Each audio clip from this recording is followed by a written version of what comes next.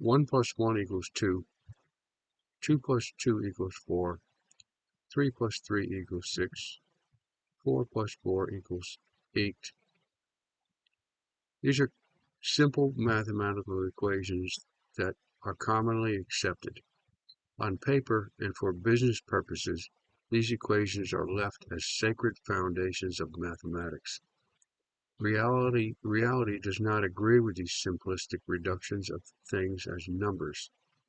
Mechanistic or rationalistic labeling and numbering create barriers to intimacy.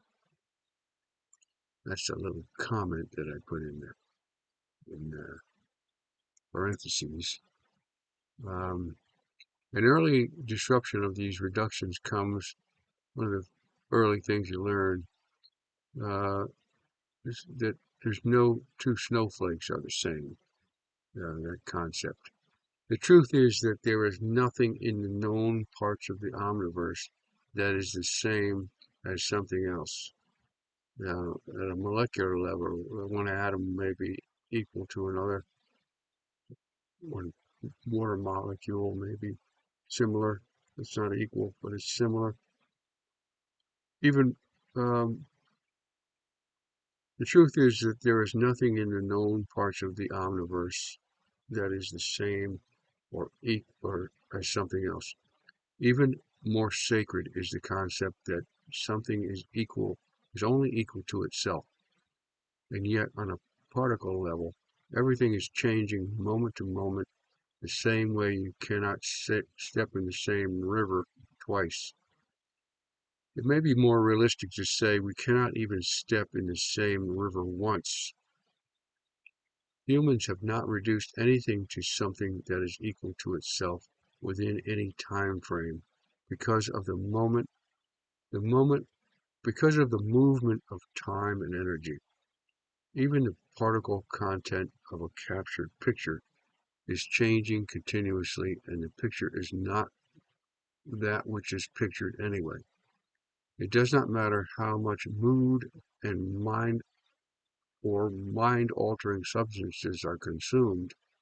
The illusion that something can be in two places at the same time is just that, an illusion.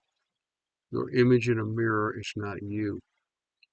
The quotation, all men are created equal, is a delusionally false statement, especially within a competitive economy that has caused and is causing more division than it may have been intended to prevent. It has a cute and wonderful sound to it, although the result of this concept is to continuously work against human development by progressively lowering the overall social standards, moral standards, and functional standards, performance standards of superior beings to meet with mass mediocrity, or frustrating those who are less than the average, or I'm a little leery about using the term written in here, inferior to the majority, who can't run as fast or jump as high. Um, they're feeling frustrated because they can't dunk a basketball, or they can't uh, run faster than somebody else, or they can't catch a ball better than somebody else, or they can't uh, just design a computer program better than somebody else. Um, frustrating those who are inferior to the majority and giving them cause for complaining, protesting, and/or seeking or forcing handouts to bolster their inequality. It is prejudicial in that it blinds people to individual uniqueness by making a general presumption that everyone is the same. It is a psychological straitjacket on human development. It is like asking all trees to produce the same fruit. A human or humans fighting for equality that does not exist in the world of competition is socially toxic. No one is equal to another. Freedom flies from equality. Equality denudes freedom.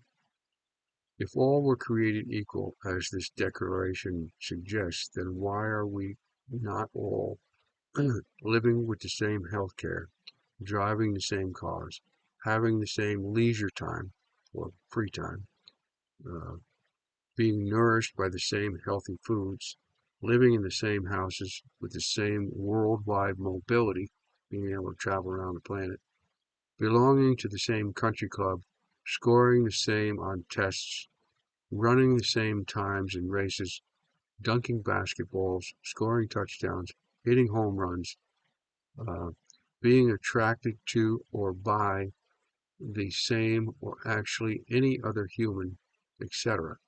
When inequality becomes obvious to those who have less talent, health, wealth, etc., then mass discontent is the result. with all the discontents wanting to have what others have. All men are created equal does not allow peaceful acceptance of who or what we are at whatever competitive level we find ourselves. Not only are all humans not created equal in a competitive sense, but also no individual's abilities are equal to another's, and the individual is not equal to the person that they were yesterday.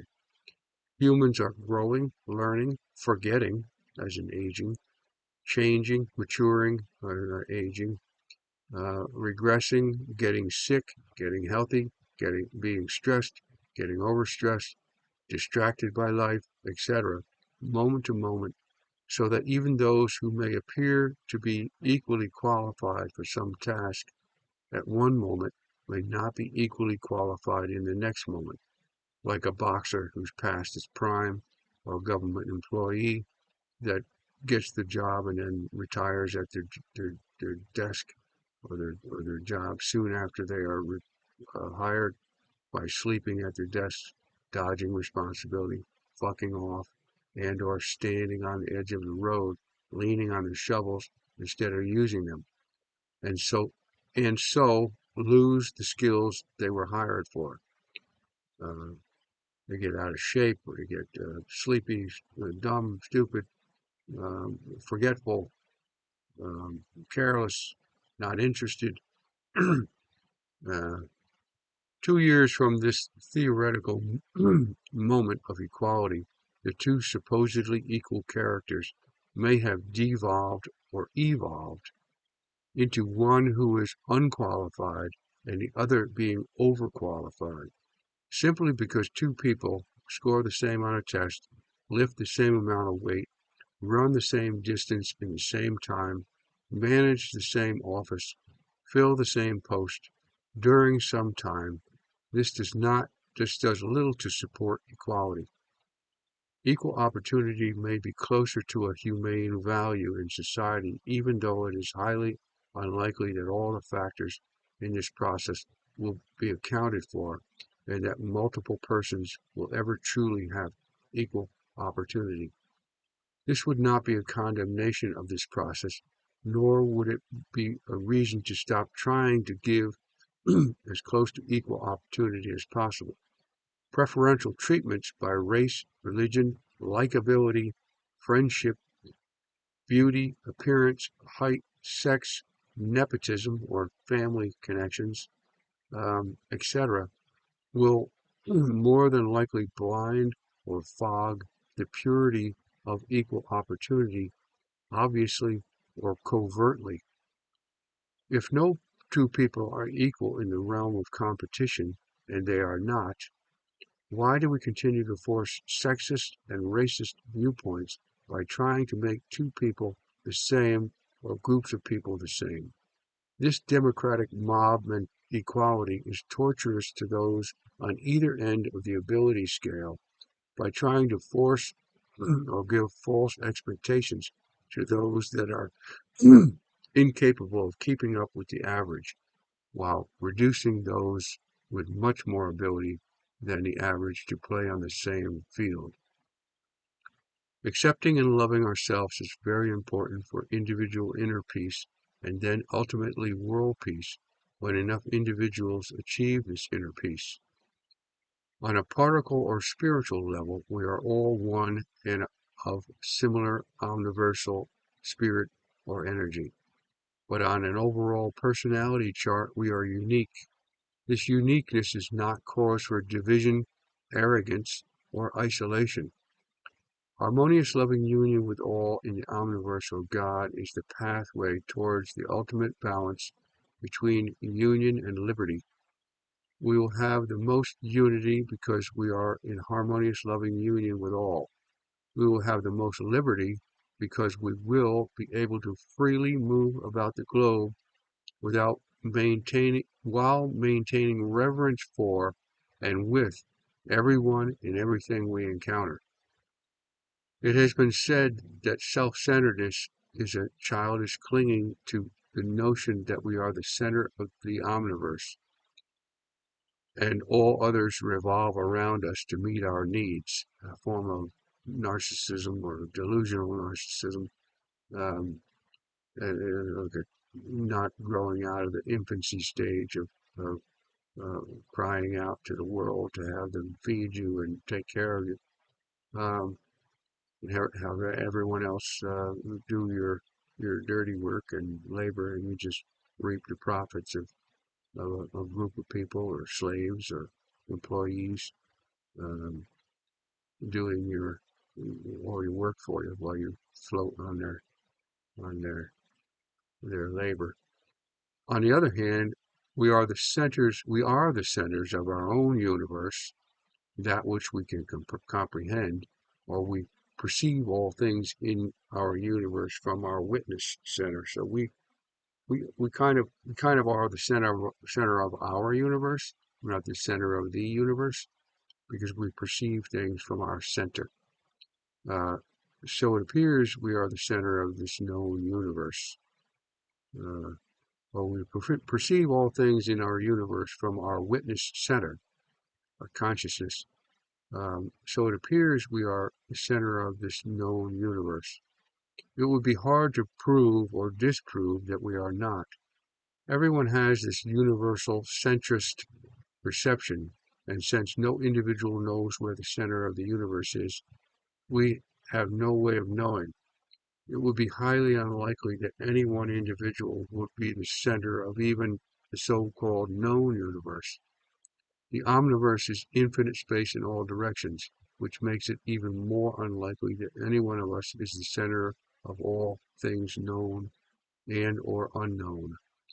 Uniqueness and oneness at the same time, without the delusional need for equality in a competitive sense, this is what is in the omniverse. It is healthier for the individual and society in general when we accept and love others and ourselves as we are, where we are, while we are examining, exploring, and expanding our atomically charged human potential. No one else can experience the atomically charged energy or spirit within ourselves as fully as we can. We can view each other as precious individuals that have the unique gift of being the only other human able to experience our life from our center with our perceptions and senses. On a spiritual or scientifically personal level, it matters little whether we are shoveling shit, sweeping floors, or governing major corporations and nations, because our unique experience of our being is within us. It is not contingent on external circumstances. Love is stable euphoria on the inside, regardless of our outside circumstances. Very important to go inside and find love. When you've achieved love, your external circumstances are irrelevant. Um, it reminds me of a rooftop experience I had in um, humping shingles up a ladder, 2 stories up on a very steep pitch roof that required the on-roof scaffold brackets and plank to be able to step up every 4 or 5 feet and humping a shingle over a bundle of shingles up the ladder and then up the steps on the roof in 95-degree temperature. The temperature I put a little thermometer on the roof, and the facing the sun, the same way my back was facing the sun.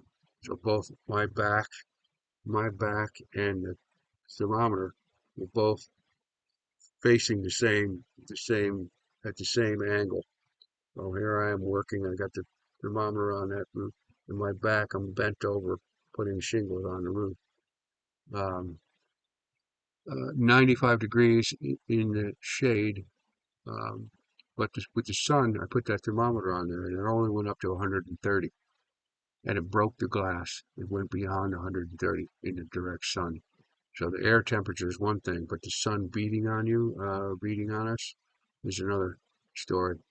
I've seen uh, uh, over 140 degrees on a thermometer, direct in the direct sun. Um, but anyway, I was bitching and moaning about. I think I might have been 62 years old at the time. I was bitching and moaning about my life and lot in life and how I ended up being tangled up in construction, and that's the career I was in, and I was getting old or older, and my back being bent over all day in the hot sun. It was hot as hell. Heat was fatiguing me. My lower back was screaming at me, trying to get me to do something else. I was being told from my inner being, saying, "Hey, find another career, do something else." Um, but while I was in that little version of hell and criticizing, my brain was full of condemnation and criticisms and judgments about, oh my God, this is so terrible. This is, I was talking a language of convincing myself how terrible it was. So I was adding to the misery by chiming in with emotional discontent. It was one thing to have the physical discontent of a lower back uh, screaming at me and the heat burning me up. But then I added negative emotional chemistry to the mix, which turned into some version of hell. But at some point, I started breathing and finding my love center within, and I realized that I had a profound, I call it a rooftop experience, that I found love within. So in the midst of external physical hell, I found love within, and I found euphoria within. So within was some version of heaven, while the outside was some version of hell. And I just had a little discussion with a young guy saying that the two biblical statements, the kingdom of heaven is within you, and the kingdom of heaven is among you. He was convinced that they were both saying the same thing. But there's an example of two things. We did kind of come to an agreement that you could manufacture and make them say something similar, but the kingdom of heaven was within me that day. The kingdom of hell was on the outside of me, was among me, was around me. I was surrounded. I was in hell, external physical hell. Where your surroundings are not contingent on you finding harmony with your world or finding peace within, finding a kingdom of heaven within you. Breathing, loving God with all your heart, mind, soul, and strength. Being enjoying your connection. Breathing is your umbilical cord with God or with the universe or the omniverse, with nature. We are connected there.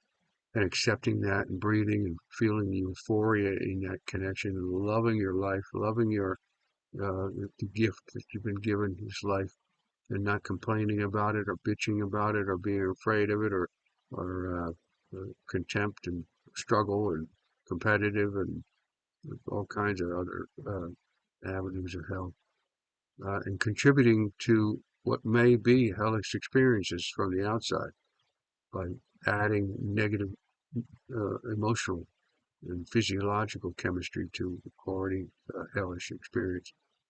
So, kingdom of heaven is within you when you're loving God with all your heart, mind, soul, and strength.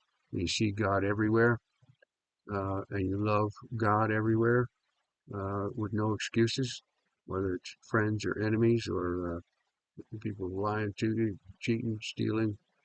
Um, remaining loving no matter what. That is possible. Even Jesus remained loving by being crucified and being socially crucified, social crucifixion, and a physiological crucifixion. He remained true to his word of turning the other cheek, or allowing people to bite him, um, spit on him, and kick him, and slap him, and punch him, and beat him with a whip or whatever he was doing, and crucify him, nail him to a cross, poking him with a sword. Um, so anyway, that's all possible uh, when you're loving God everywhere, loving God in all, with all your faculties, and going into love.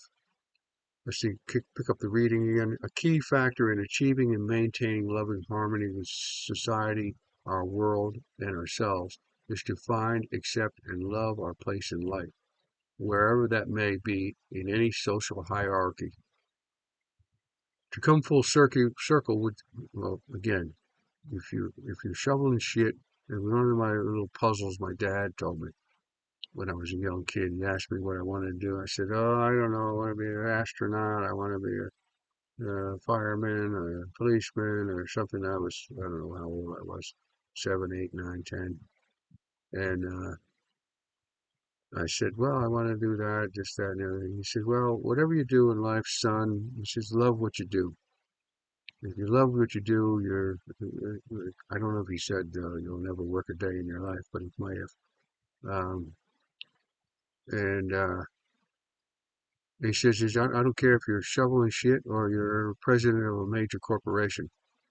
Whatever you're doing, love what you do, and then your life will be okay." And I've turned that around because I've never found something that I love doing that I can get paid for doing. Um, uh,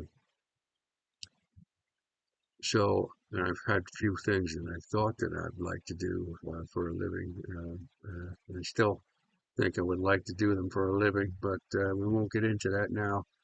Um, if I could make a living doing those things, I would, probably do them. But because I can't, I haven't been able to do that. I've changed it around to love everything you're doing. If you don't like shoveling shit, learning to love whatever you're doing, wherever you are in life, learning to love yourself where you are and be at peace, and not get tangled up don't ruin it by stinking it up with negative memories and thoughts and addictions and compulsions. To detach yourself in love, and detach yourself from those negative activities and thoughts and feelings. Cleanse yourself, purge yourself of all that crap, and move into love and harmony. To come full circle with this discussion of equality, equal value appears to happen at the particle or spirit in the particle or spiritual world, not in the world of competition. In this sense, in the sense that we would not be able to judge as to which part of the omniversal energy or spirit of God is um, is better than any other part. When we see all as divine and become unified in harmonious love with all aspects of this atomically charged omniversal energy or spirit of God, we achieve total euphoric satisfaction wherever we are. There will be no greater place for us to be than where we are at this moment. There will be little or no interest in competing for equality or superiority or viewing others as inferior. We all have atomically charged energy or spirit within us and around us always. Who is going to utilize this atomic human potential on a regular basis has yet to be seen. With this atomic potential, we all have equal opportunity. In oneness, we view and love all equally. So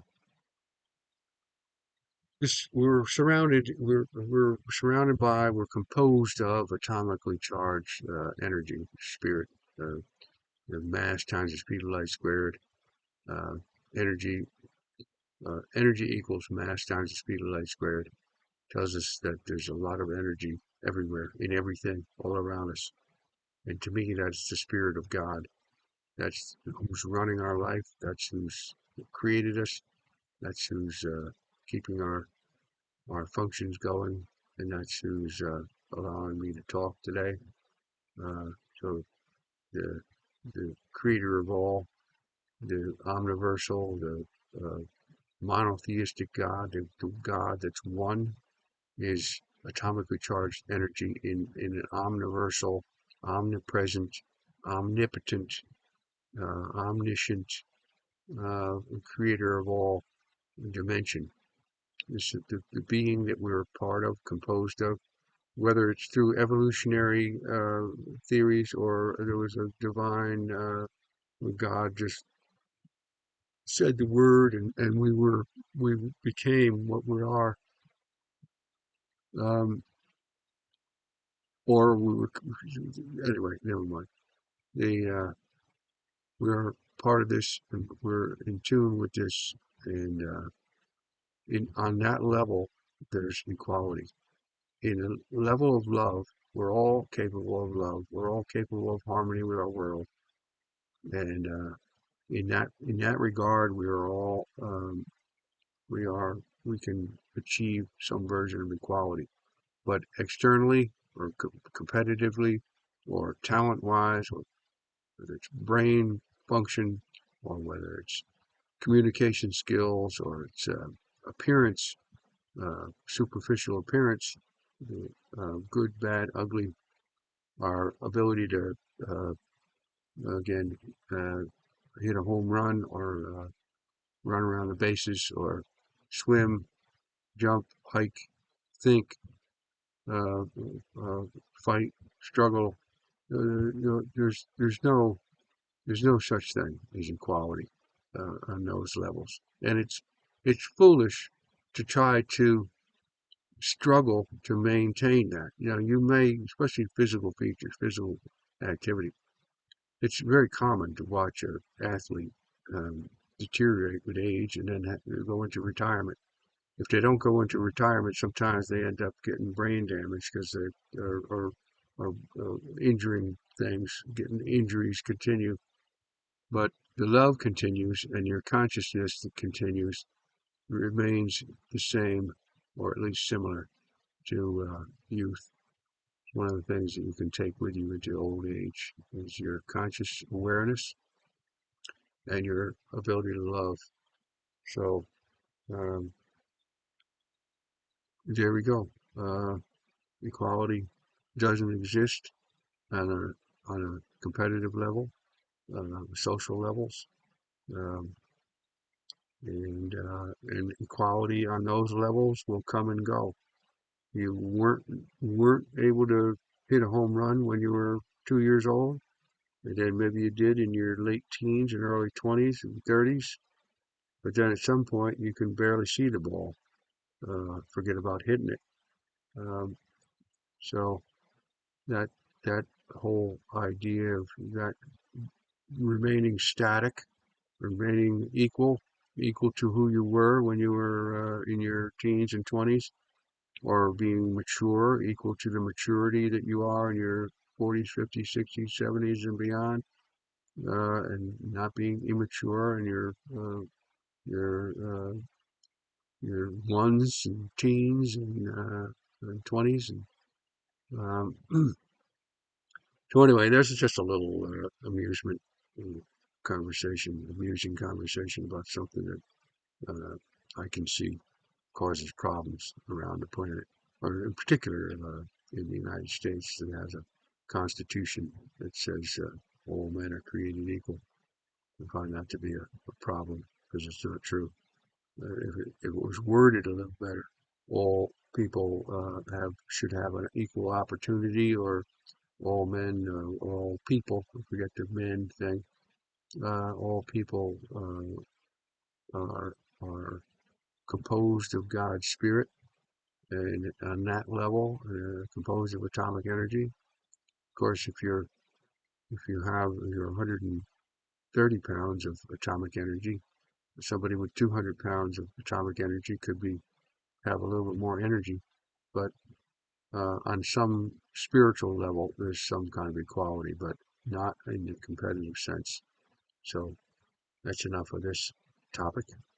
I give you the peace, love, victory, and more love.